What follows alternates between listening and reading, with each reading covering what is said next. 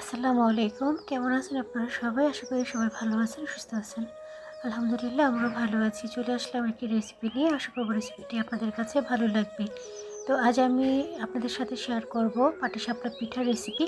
তো এখানে আমি নিয়েছি দুধ আর ২ চা চামচের মতো চালের গুঁড়া একসাথে ভালো করে মিশিয়ে ঘন করে নিয়েছি। আর এখন দিয়ে দিচ্ছি নারকেল কুড়ানো। আর কিছুক্ষণ নেড়েচেড়ে নারকেল কুড়ানোটা আমি মিশিয়ে নিব। আর দিয়ে দিব এখানে কিশমিশ, কাজু বাদাম, কাঠবাদাম আর চীনাবাদাম আধ ভাঙ্গা করে আমি ভেঙে দিয়েছি। কিছুক্ষণ নেড়েচেড়ে এটাকে আরেকটু ঘন করে নিব। তো এর ভিতরে আমি আরেকটু গুঁড়া দুধ অ্যাড করব।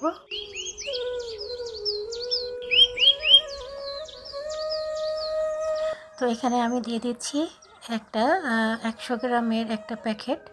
এটা দিয়ে দিলাম, দিয়ে ভালো করে নেড়েচেড়ে আমি মিশিয়ে নিব। তো এর ভিতরে আমি একটু ঘি দিয়ে দিব।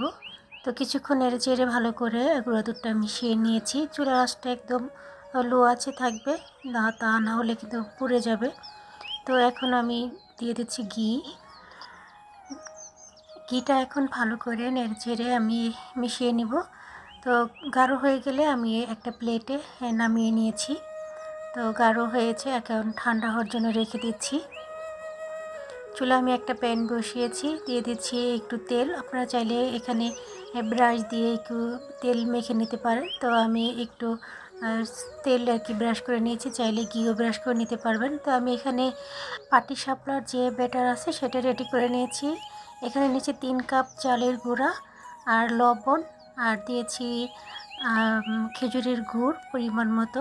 মিষ্টিটা আপনাদের স্বাদ অনুযায়ী দিতে হবে। দিয়ে ভালো করে একটা ব্যাটার রেডি করে নিয়েছি। এখন গরম ফ্রাই প্যানে আমি দিয়ে 1 চামচের মতো দিয়ে দিয়েছি। দিয়ে এটা ভালো করে হাতলটা ঘুরিয়ে ঘুরিয়ে আমি একটা গোল শেপ করে নিচ্ছি। তারপরে এটা ঢাকনা দিয়ে ঢেকে রেখে দিব কিছু সময়ের জন্য। তো পিঠা হয়ে গেছে, আমি এখন এর ভিতরে খিসাটা দিয়ে দিব।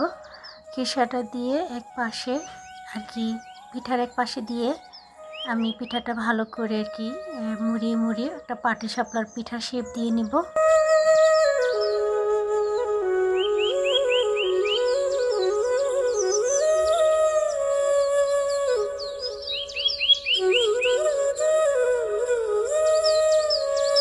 হয়ে গেছে আমার পিঠা বানানো, আমি নামিয়ে নিলাম। খুবই সুন্দর হয়েছে পিঠাগুলো, আর খেতে অসাধারণ হয়েছে। আমি একটা পিঠা আপনাদেরকে ভেঙে দেখিয়ে দিচ্ছি পিঠার ভিতরটা কতটা সুন্দর হয়েছে। দেখুন, খিসা ভরা পাটিসাপটা পিঠা খেতে দারুণ।